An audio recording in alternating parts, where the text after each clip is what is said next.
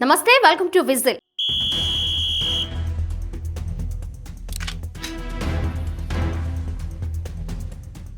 America వలసదారుల్ని వరుసగా target చేస్తూ వస్తున్న ట్రంప్ సర్కార్ తాజాగా H1B విధానంలో కీలక మార్పులు తెచ్చింది.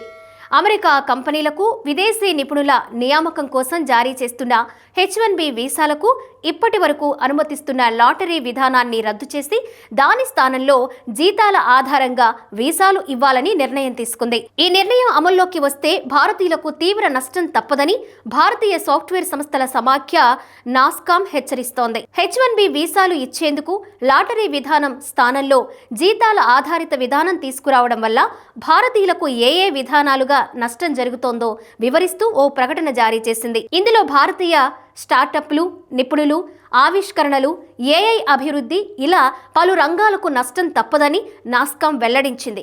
ఈ మేరకు ట్రంప్ సర్కార్ తీసుకొచ్చిన H1B వీసాల విధానాన్ని తీవ్రంగా తప్పుబట్టింది. జీతాల ఆధారిత H1B వీసా జారీ విధానం ఆవిష్కరణలకు హాని కలిగిస్తుందని, చిన్న సంస్థలు, స్టార్టప్లు, పరిశోధనా సంస్థలు, కెరీర్ ప్రారంభ గ్రాడ్యుయేటర్లకు ఇబ్బందులు కలిగించబోతోందని నాస్కామ్ తెలిపింది.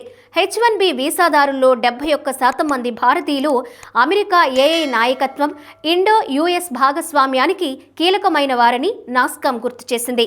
తాజాగా అమెరికా కాంగ్రెస్కు రాసిన లేఖలో ఈ మార్పుల అమలును 2028 ఆర్థిక సంవత్సరం వరకు వాయిదా వేయాలని, 1.6 మిలియన్ అమెరికా ఉద్యోగాలు, జీడీపీలో $198 బిలియన్ మద్దతిచ్చే కార్యక్రమంలో ఈక్విటీని కాపాడాలని కోరింది. వేతనాల ఆధారంగా జారీ చేసే H1B వీసాల విధానం ఉద్యోగం, ప్రాంతాన్ని బట్టి మారుతుందని, సిలికాన్ వ్యాలీ వంటి కేంద్రాల వెలుపల చిన్న సంస్థల యజమానుల్ని విస్మరిస్తుందని నాస్కామ్ పేర్కొంది. అలాగే అమెరికా వర్సిటీ గ్రాడ్యుయేటర్లకు ఎంట్రీ లెవెల్ స్టెమ్ ప్రాంతాలకు పరిమితం చేయిస్తుందని, వారి ప్రతిభను బలహీనపరుస్తుందని ఆందోళన వ్యక్తం చేసింది.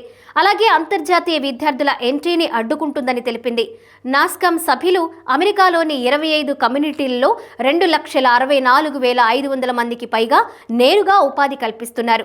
న్యూయార్క్ వంటి ప్రధాన టెక్ కేంద్రాలకు మించి 1.6 మిలియన్ల మద్దతు ఉన్న ఉద్యోగాలలో 2 వంతులు టెక్సాస్, ఒహియో వంటి రాష్ట్రాల్లో వృద్ధిని పెంచుతున్నాయి. ఈ నేపథ్యంలో కొత్త విధానం అమలును 2028 ఆర్థిక సంవత్సరం వరకు వాయిదా వేయాలని ట్రంప్ను కోరింది.